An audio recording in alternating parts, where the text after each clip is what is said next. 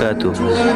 আপনারা দেখছেন Gangni model Madrasa and দারুল হিফজে 1 জানুয়ারি উপলক্ষে মাদ্রাসায় বই নেওয়ার জন্য অভিভাবকদের এক বিশাল ভিড় জমে গেছে। তো ভিডিওটি দেখতে আমাদের সাথেই থাকুন। وظننت أنا أني بذلك حزت غنى فوجدت أني خاسر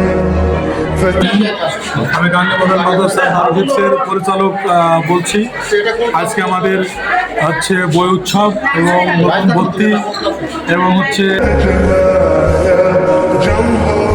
وظننت أنا أني بذلك حزت غنى فوجدت أني خاسر فتلك مظاهر لا